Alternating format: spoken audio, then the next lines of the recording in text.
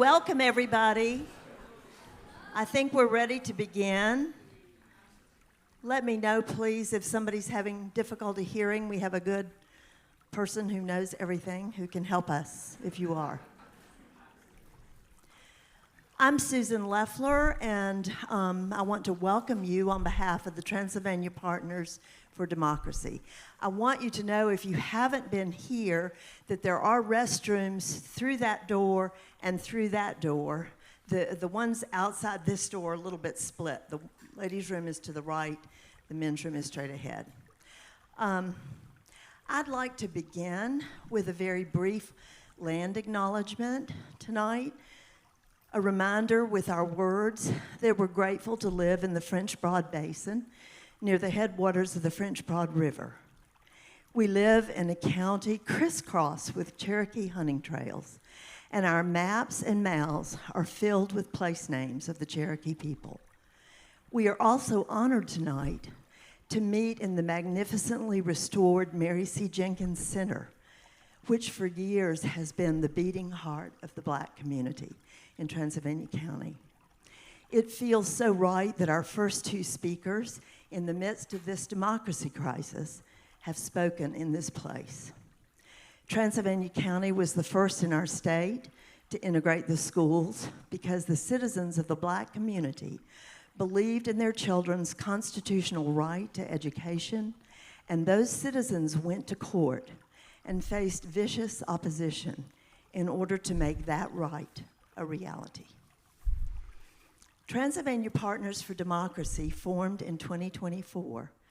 Wayne Clark from our county had read an opinion piece by Tom Campbell concerning the urgent threats to our democratic system. Campbell referenced a newly formed group called Pamlico Partners for Democracy. They were people with diverse backgrounds and political beliefs who agreed that Donald Trump poses the biggest threat to democracy in our lifetime. Wayne began meeting with other Transylvania County residents to share this concern. The group decided to raise awareness by inviting speakers to this community who will discuss ways to strengthen democracy, especially in this election year when one candidate boasts of plans to defy democratic principles, the Constitution, and the rule of law. The first speaker in our series was local resident and well-known historian Dan Carter, who explored the danger this candidate poses, and Dan is with us tonight. Our speaker tonight is law professor and justice advocate Gene Nichol, constitutional law professor. In July, we will hear from journalists Tom Campbell and Lib Campbell, whose opinion pieces appear in our local paper. As I said earlier, I'm Susan Leffler. I grew up in Chapel Hill, where I attended public school and then the university. I graduated with a BA in English and earned a master's degree in library science. I should mention that my version of street cred for this discussion is that I was an undergraduate during the infamous speaker ban law at UNC in the early 60s, which barred anyone with any suspected ties to the Communist Party from speaking or performing on the campus. I earned my MFA from Queen's University in Charlotte in 2016. I've lived in Transylvania County since 1977 with my husband Charles, and our 4 children grew up here. I'm a journalist, published poet, and the author of 2 photographic histories of Brevard. In 2017, I founded a nonprofit called the Democracy Project of Transylvania. We work with local middle schools in a project to support civic education. I'm thrilled to be introducing Gene Nichol, whose opinion pieces I had read in recent years as a deeply concerned North Carolinian and graduate of UNC. Gene is a professor of law who teaches courses on the Constitution and the federal courts. He has been president of the College of William and Mary, law dean at the University of Colorado, and was dean at UNC Law School from 1999 to 2005. He has published articles in many academic journals and law reviews and has been a columnist for many of our North Carolina's most prominent papers, News and Observer, Charlotte Observer, and the Durham Herald. He has also written several books, one of which is available here tonight and will be referenced frequently. Gene is actually a Texas boy who attended Oklahoma State University, received a degree in philosophy, and played quarterback for the OSU Cowboys. A nice combination. He obtained his law degree from the University of Texas, but he fell in love with North Carolina quite a few years ago, and the love affair continues, even in the midst of the dangerous path our state is currently following. I want to share a few details about why Gene's time here is so vital to us. First, he has a passion for justice. He started the Center on Poverty, Work, and Opportunity, about which I hope you'll hear more. It was closed down by our legislature in spite of the fact that it used no state funding. He is a colleague and friend of the Reverend William Barber. Gene's work has recently been recognized with a Lifetime Defender of Justice Award by the North Carolina Justice Center. Many of us in this county and country were raised, especially in the states' rights-obsessed South, with the idea that states are a laboratory for government. We thought that meant a laboratory for democracy. But Gene will explain how North Carolina has instead become a laboratory for autocratic, single-party government, a cautionary tale in this national election year. The tsunami of attacks on our state have been daunting and constant. The North Carolina legislature endlessly redraws districts in order to manipulate election outcomes, as well as incessantly attacking public education, including our public university system. Especially shocking was the resistance to a Pulitzer Prize recipient and UNC alumnus becoming a professor at the UNC School of Journalism. The naked racism implicit in that fiasco will be a permanent stain on the university. Yet all this seemed a bit random until I read Gene's book, Lessons from North Carolina: Race, Religion, Tribe, and the Future of America, which is available in the back, as well as his book on poverty. Gene has a historian's gift for narrative and a constitutional lawyer's gift for rational thinking and logic. He has pulled all the threads together in a single account and made it intelligible. Disturbing, but intelligible. Highland Books is managing that table in the back and made these books available for you, and I urge you to get hold of them and read them without delay. We have asked Gene to discuss especially how a thoroughly autocratic takeover of our national and state government, as described in the infamous 2025 project proposed by the Republican Party, would impact regular people in their daily lives. As a constitutional lawyer and someone who loves our state and our country and is deeply committed to democracy, his is a prophetic voice and one that we desperately need. Our committee is grateful that he's here and ready to speak to us.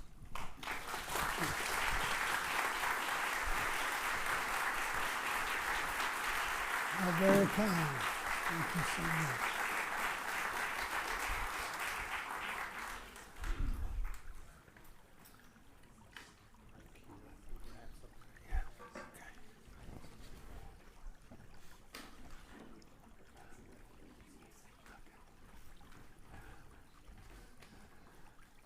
Thank you very much for a wonderful greeting. It's an honor to be here on such a beautiful night in such a beautiful place. I know you've got better things to do than this. So my heart goes out to you. I love North Carolina like you do. Even in its trying times, like a lot of folks, I suppose if we were doing my story, we would say I fell in love with a North Carolina girl first, and then I fell in love with North Carolina. But that's a well-respected path, it seems to me. I was thinking about her, my wife, just a second ago. I would say first, she would tell me that I ought to apologize to you for my hair. I know some of you, and I hadn't seen you for a while, and a little bit surprised by the dew back here. I figured out during the COVID, you don't actually have to cut your hair. You can just sort of rope it up and throw it in the back, and it's just fine. But I do feel like I owe you an apology for it. My oldest daughter is a historian, a budding historian, and she told me that I'm a constitutional lawyer and that I've studied the founding fathers for so long that I finally started to look like one. So that's. And then I mentioned, thinking about my wife, that a couple people I met outside who had, I suppose, read stuff that I'd written in the newspapers, explained that I didn't look like they expected me to look. I hear that a good bit as I travel around, and I used to think it was sort of a compliment. Back when I was a law school dean or a university president, I thought, maybe I didn't look as nerdy or as arrogant as generally called upon in that line of work. But then I gradually figured out people were just saying I'm a lot bigger than they ever expected me to look.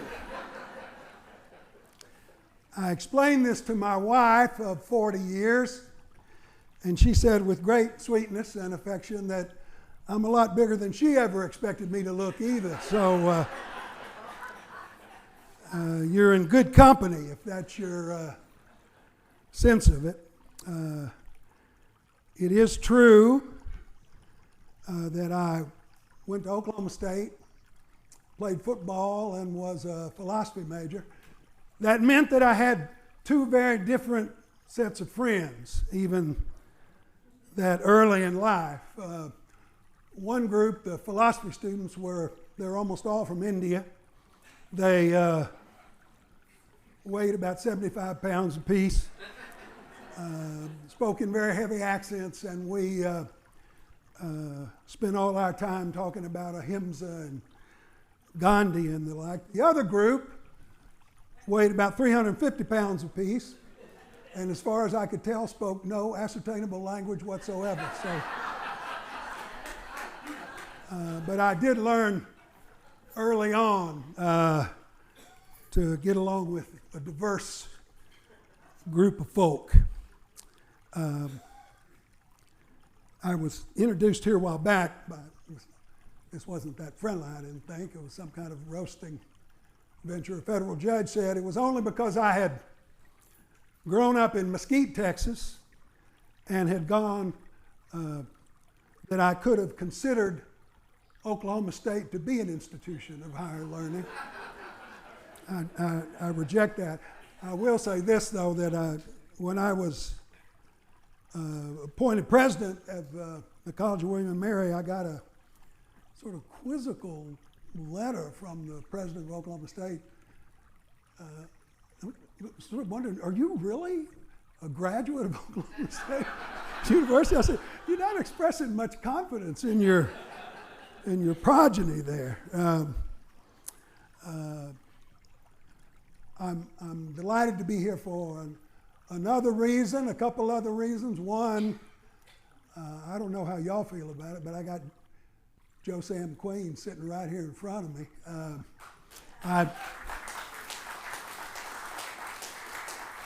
I don't know, prophets are not always worshiped in their own house, but we hold this fellow in very high regard on Pine Lane and Chapel Hill. I will tell you that. One of the great heroes of North Carolina politics.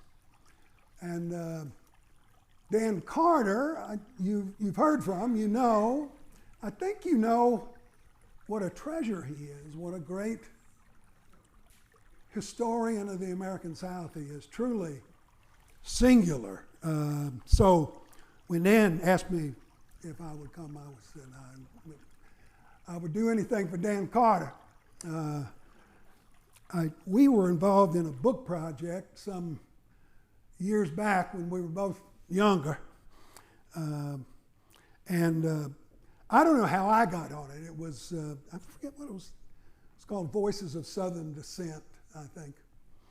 But it had a bunch of really distinguished Southern authors. And I kind of slipped in under the radar somehow. But it meant most of them were older than I was. some a good bit. The book started getting some attention. I think it was out before an election or something like that. And so we got a whole lot of requests to go to do bookstore presentations and programs and the like. And none of the other really distinguished folks wanted to do that. So I got the assignment to go do the book tours. And it meant that I had the unusual experience of doing a national book tour with some success without actually ever having written a book, which is, I just written this kind of gimpy little chapter. But I was very glad to ride along under Dan Carter's coattails for us that good period of time. I'm going to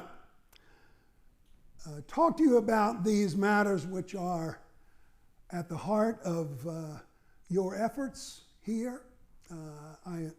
Nothing could draw one's affections greater in this time of real challenge in the United States than to see so many people come out,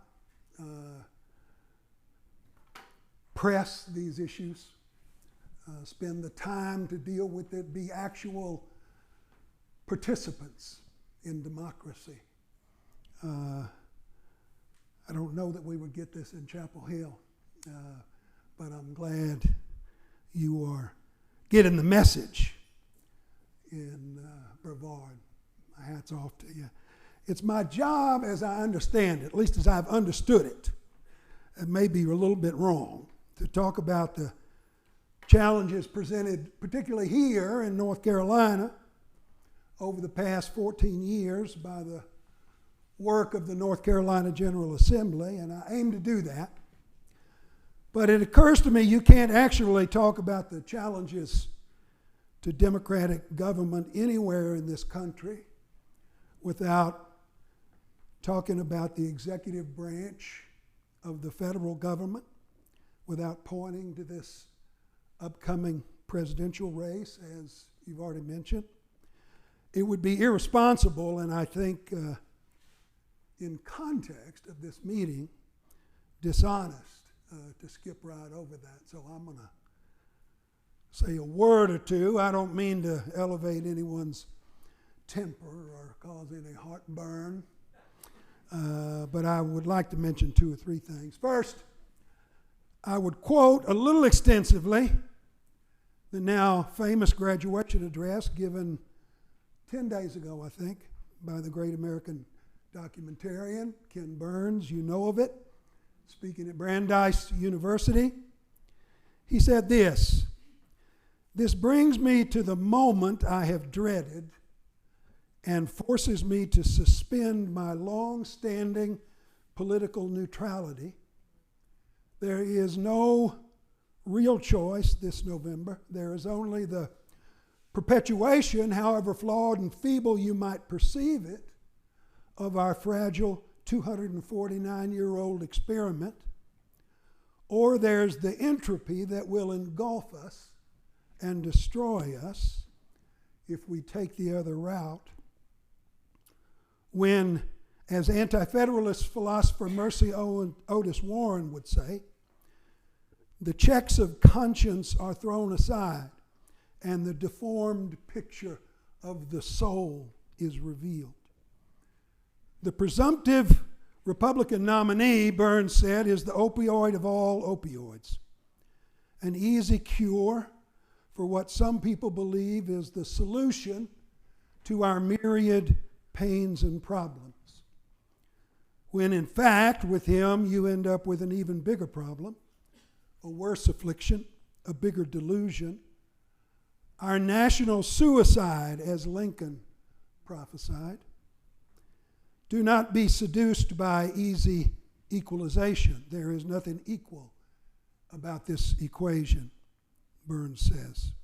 We are at an existential crossroads in our political and civic lives. Tough times. I know that from experience, I'd say some of you like to read the historian Heather Cox Richardson.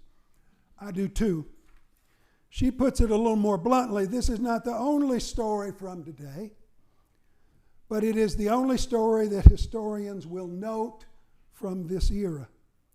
Did Americans defend their democracy, or did they let it fall? Did we defend it, or did we let it fall? So I was thinking about this. Ken Burns is sort of the PBS way of putting things for the latte drinking folk.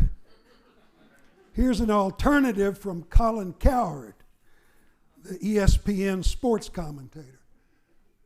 I think this is for the Budweiser crowd. Hardly a pointy-headed liberal. Donald Trump is now a felon. His campaign chairman is a felon. So is his deputy campaign manager, his personal lawyer, his chief strategist, his national security advisor, his trade advisor, his foreign policy advisor, his campaign fixer, and his company CFO. They're all felons. You are judged by the company you keep. It's a cabal of convicts. If everybody in your social circle is a felon, I don't think it's rigged. I don't think the world is against you. And to get people to agree on anything, 34 counts, 34 to nothing, 0 for 34, that's a batting slump that even the New York Mets would be impressed with. So maybe to make the point more generally, the Republican Party now again nominates for the presidency the most dangerous, anti-democratic, and constitutionally rejectionist human being ever nominated by any major political party in American history. Directing a multifaceted conspiracy to overthrow the democratically elected government of the United States is only the worst of his cascade of transgressions, felonious and wounding transgressions. And he is now joined as partner with the most dangerous, anti-democratic, and constitutionally rejectionist man ever to be nominated by a major political party for governor of North Carolina, at least in the modern history of the Tar Heel State. This is what we face. We might wish it were otherwise, but it is what it is. It does no good to pretend otherwise. Now, so finally, focusing specifically on my topic, North Carolina, where we've been engaged in a defining battle for democracy since 2010, well before Donald Trump came down the staircase spewing his venom. Looking at North Carolina's bold challenges, it can be hard to tell where to start. As Lily Tomlin put it, no matter how cynical I get, I can't seem to keep up. But in North Carolina, you can almost always figure out where to begin, where to start, and that's race. From our first day as a colony until this very morning, race isn't everything in North Carolina, but when it comes to mauling democracy and casting aside the meaning and mission of America, you can always turn first to race in the Tar Heel State. So here, over the last 14 years, when the most times all-white Republican caucuses of the General Assembly have repaired to their closed-door meetings to craft the laws of North Carolina, Republican legislators have given us, the court's report, the largest, most pervasive racial gerrymanders ever seen in the United States. The harshest voter suppression laws enacted in the United States in the last half century. The greatest, most distorting political gerrymanders in all of American history. They've used surgical precision to make it harder for black people to vote. They have been caught repeatedly, judges report, with the smoking gun embracing racial discrimination in order to disenfranchise their enemies. And now they, by statute, again violating the Constitution, Republican lawmakers seek to be given the power to decide election contests. The reviewing courts have gone further. We continue to lament, the Fourth Circuit said, that North Carolina voters have now been deprived of constitutional districts and therefore deprived of constitutional representation for 6 years and 3 election cycles. These violations have interfered with the very mechanism by which people confer their sovereignty on the General Assembly and hold the General Assembly accountable. During the intervening months of this litigation, the court said, the North Carolina General Assembly also enacted a number of other election regulations that federal and state courts have struck down as unconstitutional, further calling into question their capacity and their willingness to comply with the demands of the rule of law and electoral equality. The 11th hour is upon us, if indeed it has not already passed.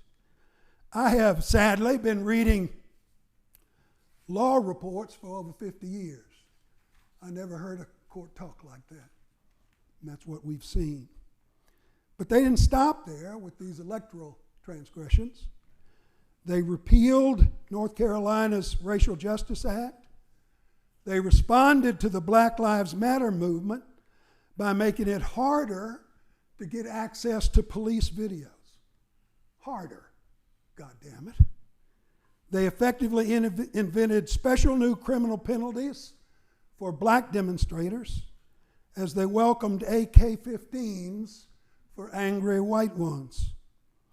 They will now tell us what we can and cannot learn about our racial history, but only after passing a law lionizing Confederate memorials, explaining that the Civil War wasn't actually about slavery, only tyrannous northern tariffs.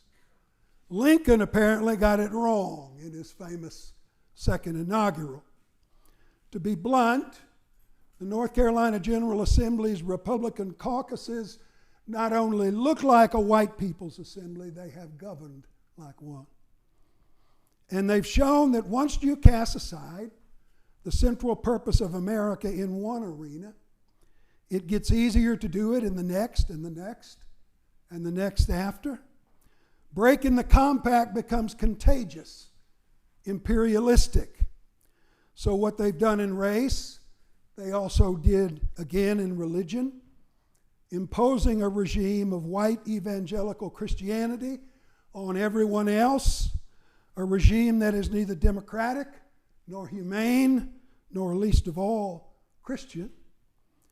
They launched the nation's most aggressive and hypocritical crusade against poor people, as if low-income Tar Heels should be deemed strangers to this commonwealth. They've added withering new battlefronts against gays and lesbians, against women, denying in one set of moves both women's full humanity and their health, literally banning, abolishing reproductive freedom, even banning legal abortion medications. They strike as well, so many of you know, against public schools, public universities, the courts, the rule of law, and democracy itself. And more recently, aiming their venom against transgender folk, especially kids, searching time and time again for our most vulnerable members to do them harm, as if cruelty itself could be their defining principle.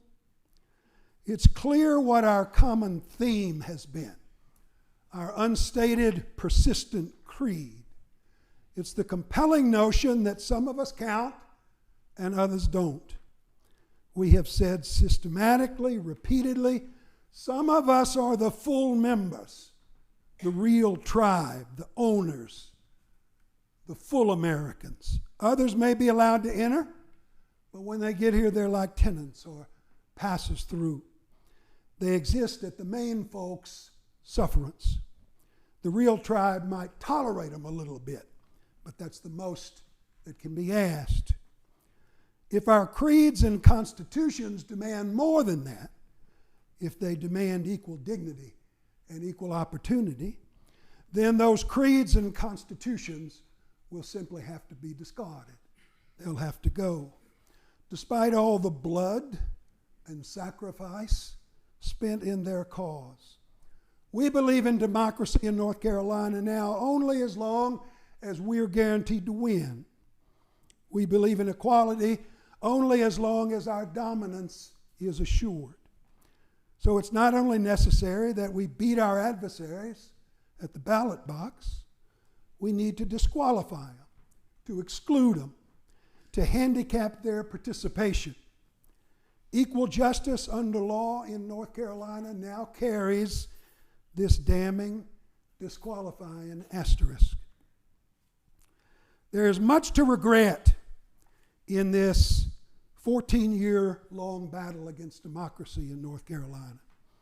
First, constitutional lawyers on both the right and the left have long assumed that there's a set of givens in America. There will be ample and enthusiastic policy disagreement in this constitutional democracy about the budget, about taxes, about spending levels, economic rights, subsidies, infrastructure, environmental issues, climate change, teacher salaries. The list, as you know, is long and endless. On all these fronts, we propose, debate, lobby, form coalitions, and embrace the tools of politics, recognizing in the end that the majority's preferences will prevail. But constitutionalists also assume, on an array of other fronts, we all agree. These are the foundations of constitutional democracy, the things in this brochure. They're the essence of our governmental system, the rules of the road that allow the democracy to function. You know of them. The right to vote, the right to speak, freedom of the press, equal protection, the right to assemble and organize, the right to free and unhindered elections, and many more. It takes no great perceptiveness to see that such rules must be developed if the democratic venture is to endure. Not unlike the rules in a town hall meeting, giving everyone an equal shot at the microphone, lest the undertaking no longer actually be a town hall meeting. Over the last decade in North Carolina, we've learned that this shared commitment to these fundaments, these foundational stalwarts, is much less powerful than we had assumed. The mistake was perhaps understandable because these are, broadly speaking, the norms that we pledge allegiance to, we fight our wars for, we sing our hymns about, we recite hopefully to our children, and attest to as providing the very mission of our nation. In fact, they've turned out to be weaker, less durable, and far more willingly transgressed than I and many others in this room would have presumed. It's now perfectly clear as well that courts are not going to save us. Not courts in Washington, not courts in Raleigh. A half century of mostly Republican Supreme Court appointees has promised, dishonestly, judges who would play honest broker, honor precedent, and be guided solely by the text and history of the Constitution. Instead, the most activist, partisan, and deeply ideological court in American history has been launched. And in Raleigh, we have the most unrelentingly partisan Supreme Court of North Carolina in the state's history. Paul Newby, Phil Berger Jr., and their friends are not independent judges. They don't even claim to be. They do not live up to the title. They are simply an empowered caucus of the Republican Party. Nothing more, nothing less.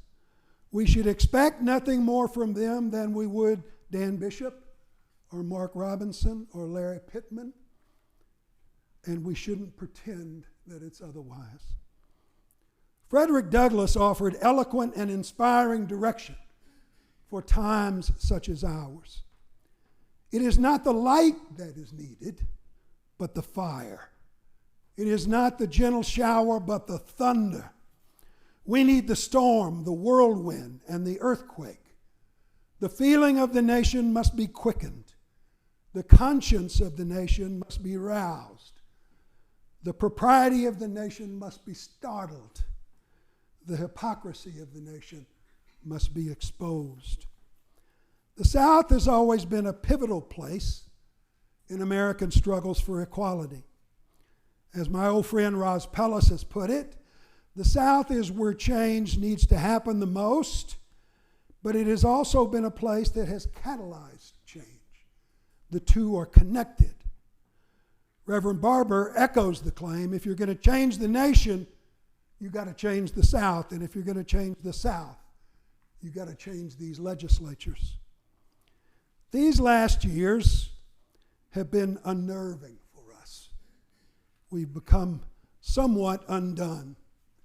People like Trump and his North Carolina cohorts have exuded a venom that threatens to engulf us all. They almost convince us by accretion that there's no honor in being human.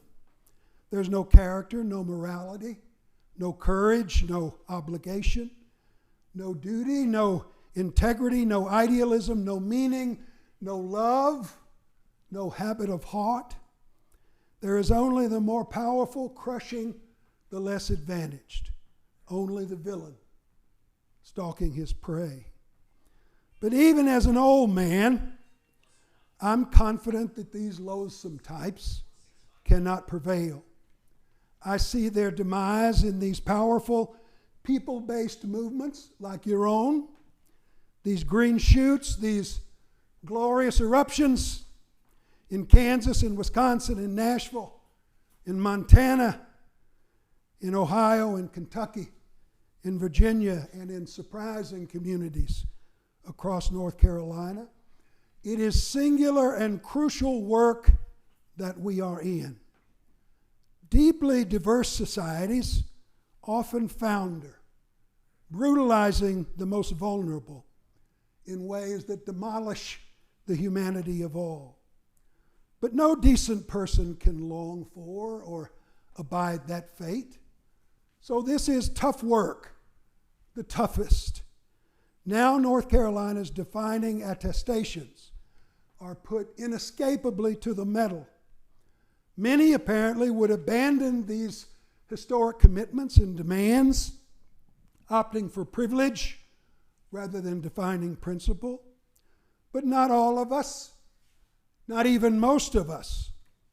And the mission, it turns out, is of the very highest order.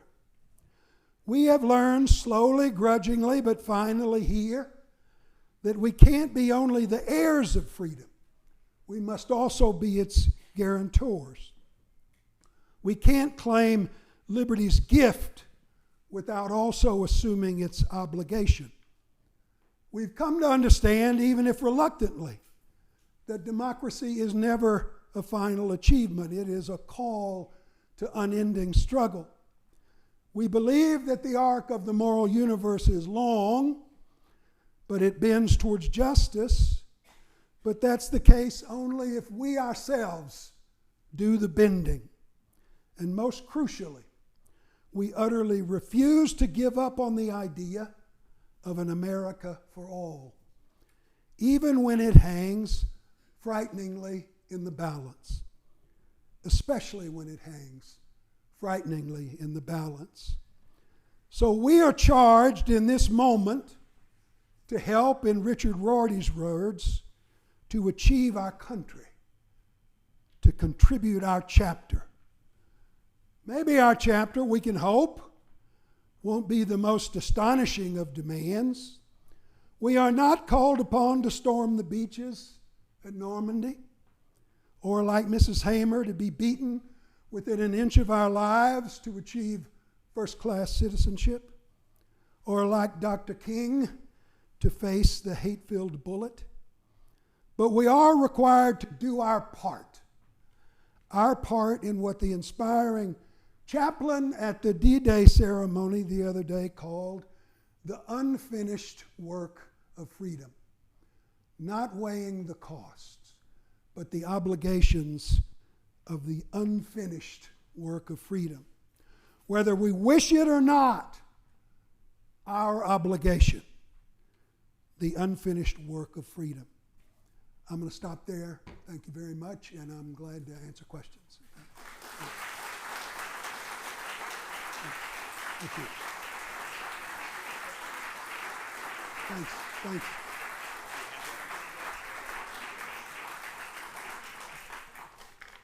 Thank you very much. Can you hear me? Okay. So we're going to take questions. It is a town hall, as he says in a town hall. This really is a town hall. Yeah. People will not be stifled, right, for what they want to say. However, we do ask that you ask questions and try to refrain from long speeches so that we can get a lot of questions for Gene and for anybody else who wants to ask them. So in your prelude to your question, try not to make it into a speech. Try to ask questions so everybody else can get a word in, okay? So any questions for Gene? Well, I'll just take the microphone over to, okay? Right here. Thank you. I am sort of perplexed. Trump is not operating in a vacuum, and I'm wondering what your thoughts are, or where the hell did all these supporters come from? And doesn't anybody think anymore? Thank you. You know, I'm thinking you answered your own question. But just in the spirit, like most people I know in North Carolina, most people across the country, this is a surprise. I didn't think this could happen, to be candid. I didn't even think the North Carolina version of it could happen. I've had the great lucky fortune of studying at the feet of a lot of terrific old Tar Heels. Now, I don't know why this happened exactly. I came here as the dean of the law school, and pretty quickly, all of a sudden, this group of folk took me under their wing. Maybe once every 2 months, we would go have a lunch. I didn't really know them. I should have, but it's people like Bill Friday and Bill Aycock, Dixon Phillips, Dean Smith,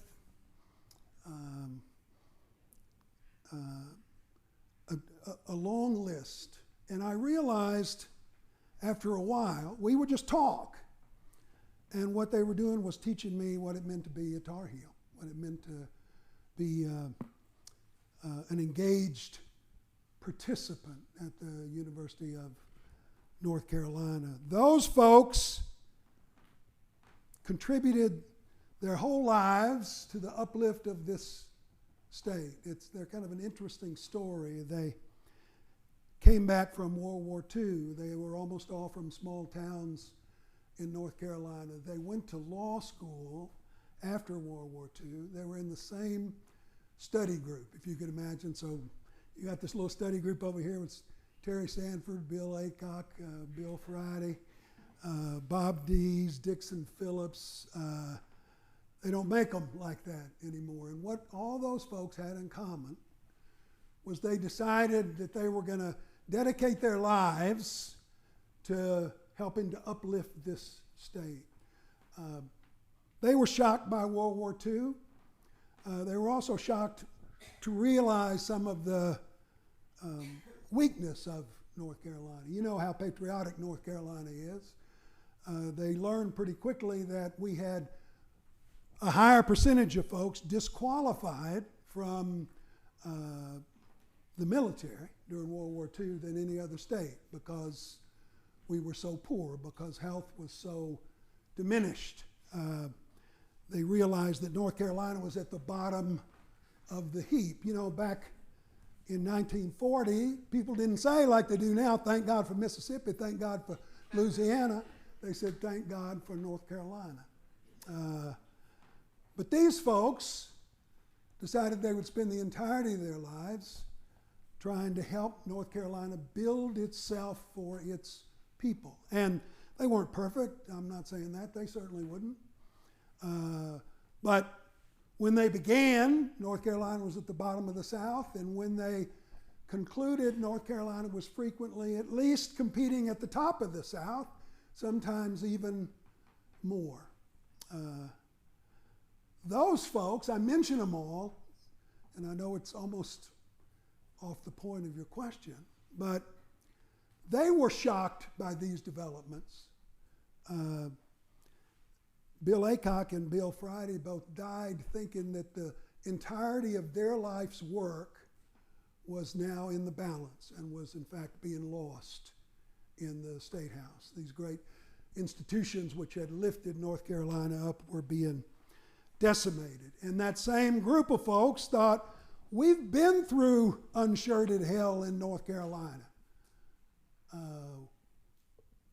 We're not going to reopen questions of race, questions of wholesale discrimination. We never should have done those things in the first place. We suffered our way through improving them. And they're stunned to see them brought directly back into the fray. Both Bill Friday and Bill Aycock died thinking that the entirety of their lives, their contribution was now likely spent. And that's the surprise of the world with which we deal. You're talking about a bigger surprise too, which is it's horrifying what Trump does. It's even more horrifying that everybody puts up with it, that they fall in line and say, we worship at the feet of this most hideous creature who's ever been put forward in American life. We can spend a lot of time being stunned by that, and I have, you have. But it's time to stop being stunned by it.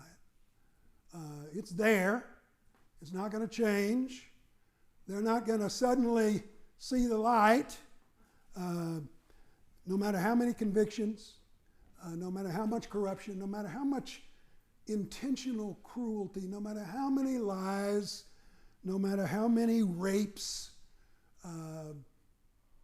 it all just is water off a duck's back. But the question is whether we're going to beat it. We're not going to out-talk them.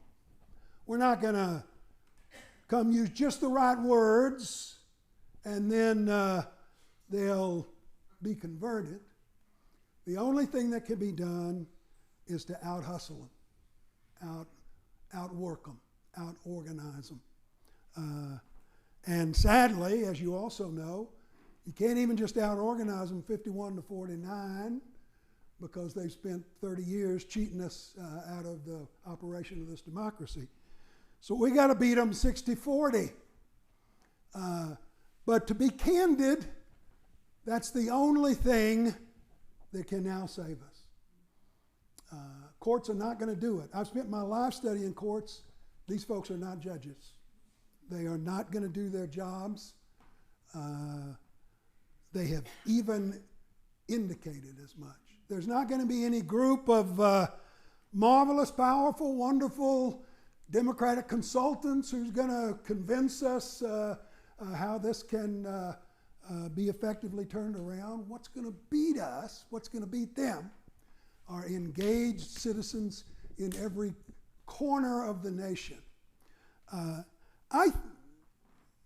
I think of Joe Biden's election, his first one, as one of the great moments of the American democracy. I know it's a weird thing to think, and it's a mixed verdict on my own part. I'm all for Joe Biden. He's the only shop in town. I will work relentlessly for him. He thinks that he won that election in 2016, that he's the one who did it. It was the brilliance of Joe Biden. I don't think that. I don't think anybody does. I never met anybody who Joe Biden was their first choice. But who did win it was engaged citizens all over this country, coming out, old folk, young folk, those folks tending those poles, marching across those bridges, strolling to the polls. That's what beat Donald Trump. And what they said uniformly was, no, this is not going to happen. Not on my watch. I'm not giving up the destiny of the United States for this son of a bitch. I'm not doing it. It's not going to happen. So the reason I think Biden winning was so great is it wasn't any great candidate who did it. Wasn't any great. He wasn't Obama. He wasn't sort of brilliance personified. He was a regular old candidate who was lifted up by the American democracy. And you saw who the folks were who did it. That's the only thing that's going to save us now. Now, I will say, I've had a long career, like a lot of you have. I started, I became a lawyer during the days of Earl Warren and Thurgood Marshall. You became a lawyer if you wanted to try and improve the country, help us live up to our promises. And courts were active in that effort. They made a real contribution. But then after a while, the courts were no help. The question became, how much damage are they going to do in the meantime? So, and now they are literally enlisted. Both the state Supreme Court and the United States Supreme Court are signed up and ready on Trump's side to defeat the American democratic experiment. So that doesn't leave anybody else. There's not any consultants that are going to do it for us. There's not any lawyers who are going to do it for us. There's not any institutional safeguards that are going to do it. The only thing that will save the American democracy is the engaged citizenry of the United States. But I tell you what, if I had to choose between the judges and the lawyers and the consultants or you folk, I'm with you. And I think that's what's going to happen.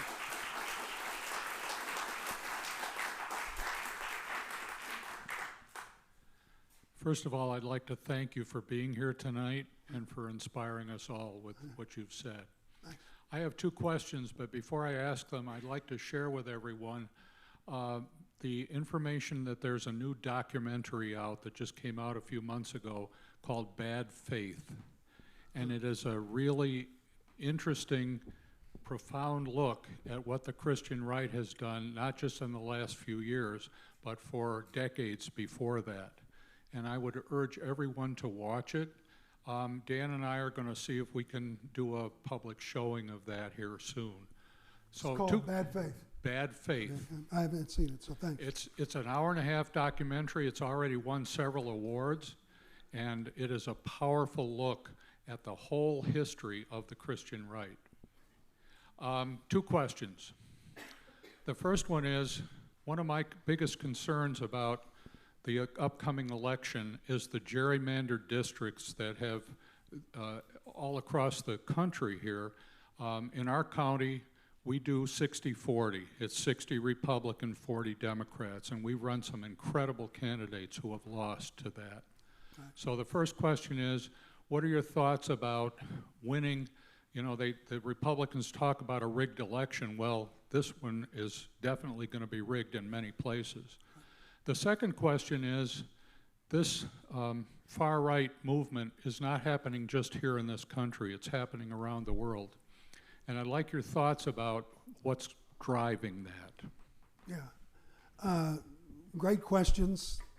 I'll bet you can answer them as well as I can, but I'll have a go at it. And let me just mention the third thing you mentioned, this globalization of the hard right and tyranny. I never thought that my favorite writer would become Anne Applebaum. I wasn't just sort of a natural follower for her. But I will tell you, I read everything that she writes. I commend it to you. She has been way ahead of the ball in recognizing the international aspect of this movement towards tyranny. So you're exactly right about that. I just think we ought to study it and see it. And what we see will be terrifying. But it's not just us. But it is us, and that's enough. Secondly, you mentioned gerrymandering, political gerrymandering, racial gerrymandering. That is, political gerrymandering is, frankly, the people who hold office cheating to stay in office. There are some opinions out of the United States Supreme Court saying this shouldn't be looked at or reviewed, or now there are opinions by the North Carolina Supreme Court acting like it's beyond the competence of courts. Here's one thing you'll never see: anyone writing an opinion justifying political gerrymandering. It's just too hard to write the words. It's the glorious tributes to cheating to vest yourself in power. Now, it's no coincidence that the first thing the new North Carolina Supreme Court did was reverse the decision of the North Carolina Supreme Court, making it unconstitutional to engage in political gerrymandering, and said, don't worry, Phil's boy said, don't worry, Daddy, you can engage in any kind of political cheating that you want. We're all for it. We will not get in your way.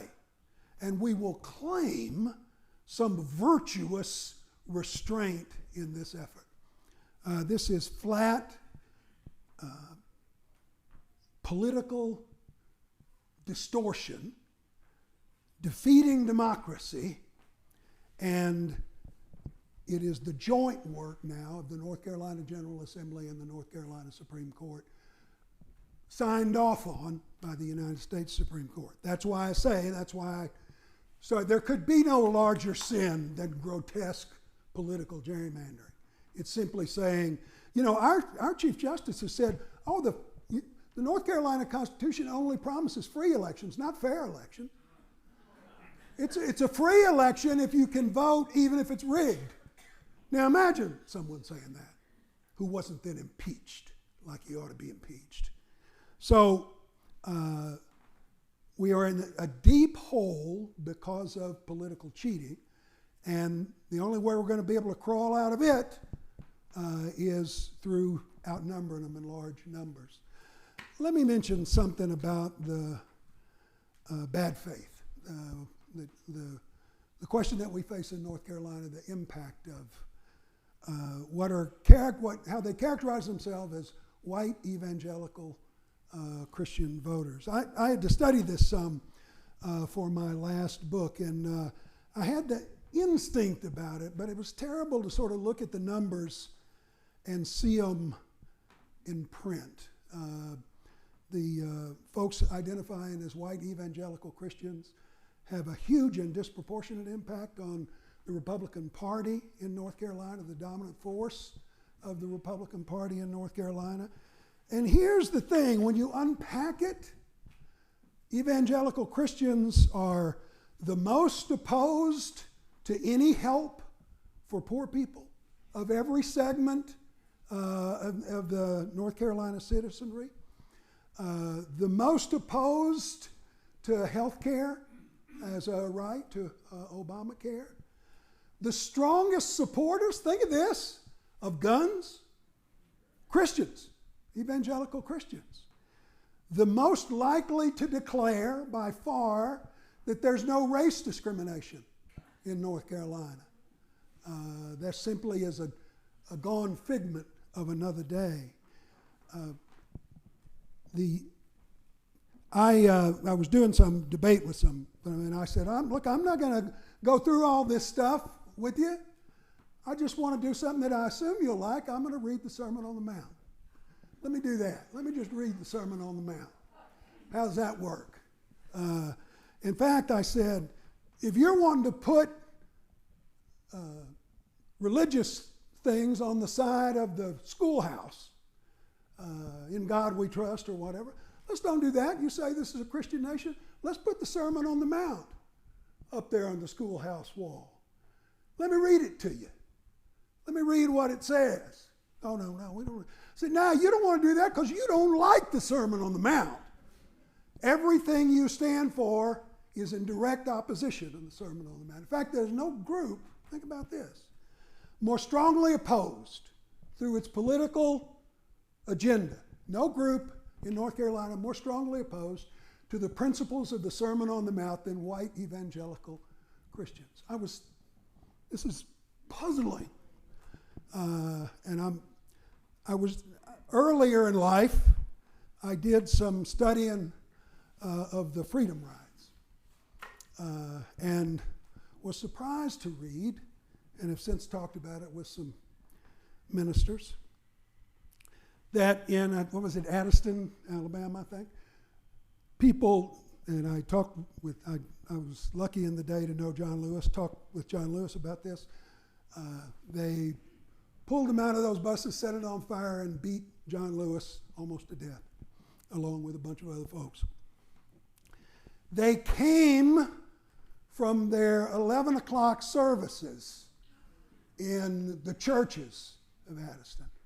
They brought the moms, and the moms brought their kids, the little 6-year-olds, 4-year-olds. When they knocked John Lewis unconscious, they turned their little kids to scratch his skin and try to kill him by pieces. And I was thinking, my good Lord. I noticed in the descriptions that they said it was surprising because people were dressed in their Sunday best. They had the good shoes on, their good dresses. And then what they do? They went back to the potluck at the church after they had tried to beat the Freedom Riders to death. And I thought, how can this be? And this is how it is. That actually is it's a tribe, not a religion. That nothing that Jesus says results in any coercion to them. No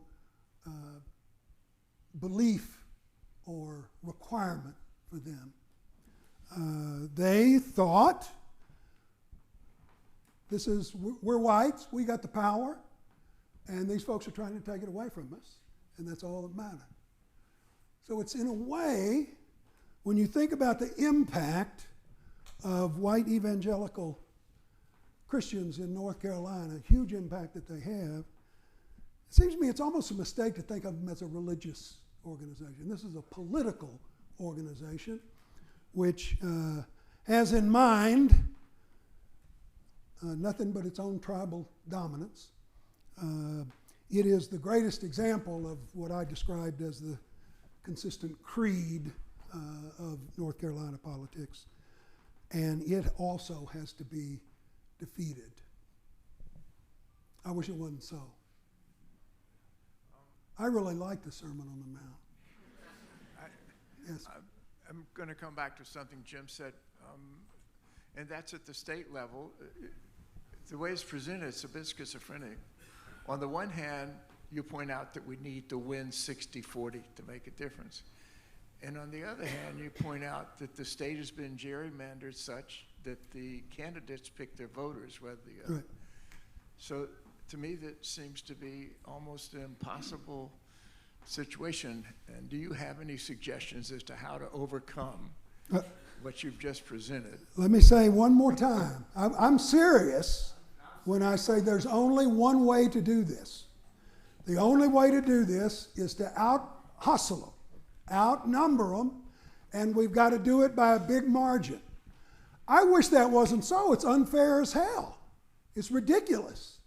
But it's the only avenue left. Is the North Carolina Supreme Court going to do its job? No. Is the United States Supreme Court going to do its job? No. Are the guardrails that we so prize going to save us? No, they're not. They are not. Is the Democratic Party going to become so wise and run such cool television ads that it's going to do it? No, it's not going to happen. What will do it is the engaged work of citizens in the United States, or it won't get done. I'm not saying that we're going to win. I'm saying that's why you're here in this room. It's the only opposition left. Who would have thought this? Look, I spend lots of time working for Democratic candidates. I do. They frustrate me sometimes. But here's the fact. There is one entity, only one entity, which will save the American democracy from failure. Now, that's the American Democratic Party and the engagement of citizens in that party. That scares me to say that. It does. They don't have an unvarnished history. None of us do. But all I'm saying is, think about it. There's nothing else. You could say, well, there needs to be a better answer. I say, hell yes, there does. There needs to be a better answer, but there ain't one. So, if you say, well, it's going to be too hard to get this 58% that we need, I hope that's not saying, so what am I going to do? I'm going to give up and quit? It's the only option. Now, I think it's the best one. In my old age, they're the only ones I trust. But still, it's not that it's right. It's not that it's good. It's not that this is the way that Madison would have wanted it. It's all that's left. Beating them at the polls and beating them by enough and strong enough and working hard enough that they can't cheat enough to take it from you.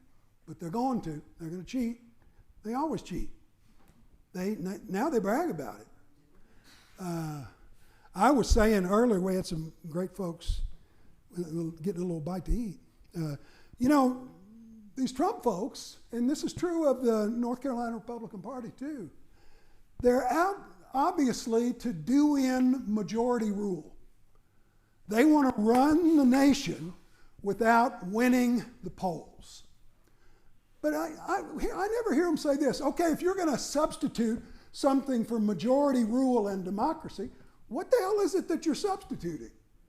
What's going to be in its place? Is it just your minority gets to win? Just white Republicans? Or is it only some white Republicans? What's the new theory? I know how majority rule in a democracy works and how you decide who's going to govern and how the rules are going to be made. I don't know how me and my 30% of the population are going to rule. What does that look like? What do you put in your Constitution? You have to dig out the Confederate Constitution to see if they can find a facsimile? So that's what we face. I wish we didn't. But, hell, I imagine the British wish they didn't have to face the Nazis, too. So. One more question right here. I have a practical question. It's called for a practical question. I said, look, you've been up there ranting and raving for an hour and a half, you hadn't said a damn practical thing. So, Okay, and I've had my practical question from the beginning because I want what I think everyone in this room wants. And like I have gone out and knocked on doors for Barack Obama. You know, I've done all that. I have written postcards. I've done the phone banks. I have registered voters. I have done all that stuff. And I'm still going to do it. But here's my big dilemma. Like in the last election, people don't come to the doors. I don't think that's effective. I gave up doing telephone banks a while back. But I still I think postcards might work. I want to register voters, and I want to take people to the polls. And I'm really asking what do people think is the most effective strategy? Because I want to be effective. I won't say that I know, but I will say that I understand that question deeply, and it's an important one to all of us. Here's how I've changed a little bit. I used to do this. It's nutty. I don't any longer spend time and effort trying to convince these folks to change their minds. I think that's lost energy. What I believe in is organizing, enthusiasm, getting people moving, raising money, doing everything you can do. And if people say, well, okay, it sounds like you're preaching to the choir. Well, okay, maybe I am going to be a little bit. I'm going to try and get the choir in the box. That's for damn sure. But I've changed strategically and don't any longer spend a lot of time trying to talk people into saying, maybe you shouldn't vote for a 34th-time convict. If that's what you're going to do, I'm not going to talk you out of it. But what I am going to do is talk to your next 4 neighbors and see if we can't get them to participate. And I think we can. I at least think that's more fruitful. And I also got to say this, just like we asked a minute ago, I can't guarantee this is going to work. I don't know it's going to work. All I know is this is the only thing that can work. And here's the sticker point that I mentioned, this D-Day ceremony, this unfinished work of freedom. I deal a lot with Democratic consultants. I do. I'm in Democratic candidates. I love them. Many of them are my heroes. Some of them just maybe are not so heroic.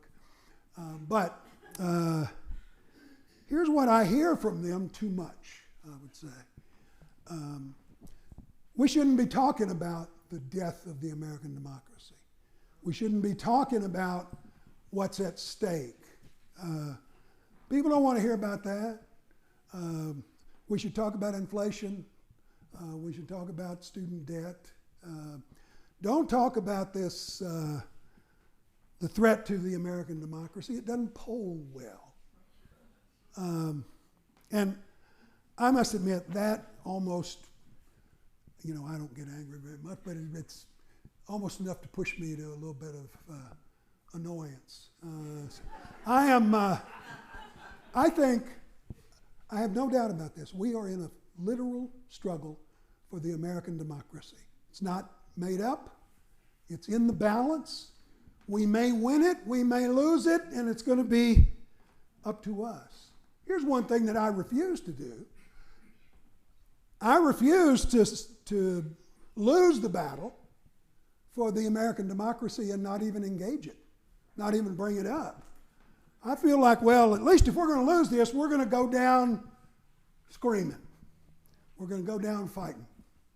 I'm a sucker for this D-Day stuff, so I'm sorry. I just was paying attention to that again last week. Do you think those people thought, well, I don't really prefer to storm the beaches today. I was kind of wanting to play golf. It's not a question of preference. It's not a question of what you've got on your mind. It's a question of obligation. And it's our obligation to save the American democracy right now, here and now. So, congratulations on your work. Thanks for coming out. It's an honor to be with you. How about a round of applause? Thanks, Thank you. Gene, for coming. If you're late, take just a second. I know you're ready to get out of here, but I do want to say that the Transylvania Partners for Democracy is all about what Gene just said, taking action, right? We have Moral Monday, Tell the Truth Tuesday, Wake Up Wednesday, Take Action Thursday, and Fight for Freedom Friday. There you go.